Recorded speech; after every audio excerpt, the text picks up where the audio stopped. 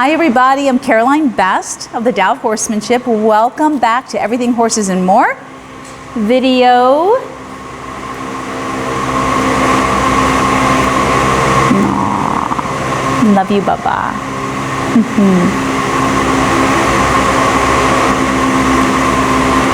Today we're going to be talking about reactive and overreactive horses.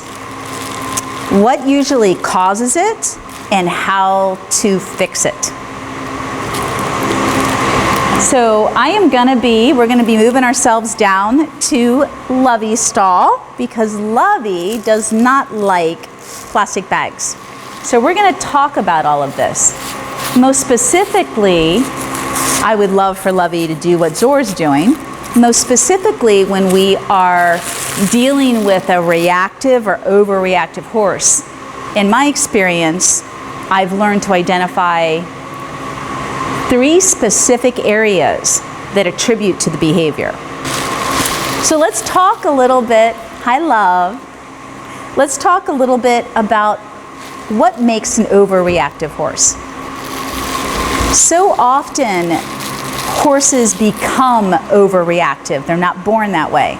They become overreactive.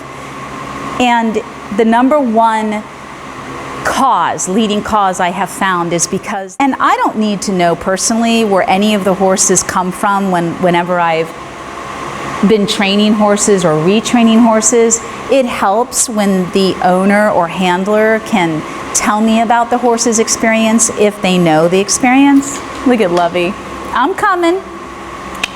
I'm coming. She's already thrown, when they want me and they're ready for me, they throw all their gear on the floor. So she threw her fly mask. Usually she throws her halter. Well, hi. What do I have? Your favorite thing, the bag. So we're going to talk more about this. So let me continue my conversation about horses in general and why they're so reactive when that is not how they are hardwired. When you have a young horse, what determines their potential to become reactive or overreactive? That's key. Unfortunately, many of us inherit older horses, so we had nothing to do with how they were developed as young horses. We end up inheriting a horse that's overreactive or reactive. So, what do we do when we have a young horse? What does it mean when we have a youngster that is showing signs of being potentially very reactive? How does that show up, or how would that show up? To me, in my experience, working with thousands of horses, and most of them being restarts, retraining, re-education, and rehabilitation, most of them, and so many others I started as well. It has everything to do with their level of intelligence and sensitivity. So how do we help that? First we have to be able to identify, we have to pay attention. How is our horse showing up? If we know that they're pretty reactive to stuff or overreactive to stuff, how can we help that horse? First we have to understand, like I've been explaining, that overreactive horses, it's actually a good thing. And so for me, horses get a bad rap.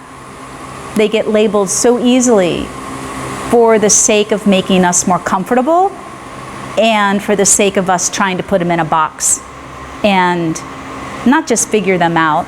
I wouldn't say we're trying to figure them out by putting them in a box. We're just trying to make them do what we want them to do instead of trying to figure out why your horse is reactive.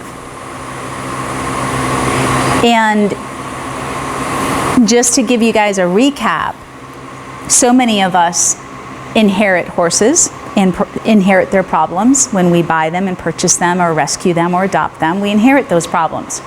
So if they are reactive, those are usually learned behaviors. That's one classification. The second classification would be your young horse that has had minimal to no handling and definitely no training. and it's usually a weanling or a yearling, and you're getting to know them and you're seeing that they're spooky or they're overreactive.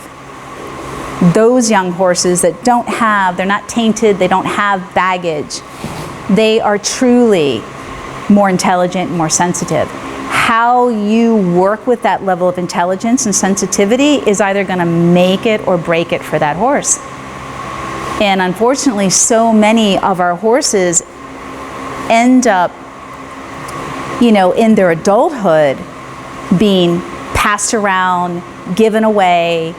They change owner after owner because they become these really overreactive horses that nobody can handle.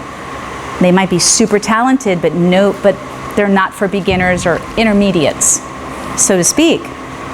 And it's a shame, because if somebody had taken into consideration what I'm talking about as a young horse before their training and during their training, they would have developed that more sensitive, intelligent horse into an extremely confident partner, and you wouldn't see any of the reactive or overreactive behaviors. So this is where you want to get.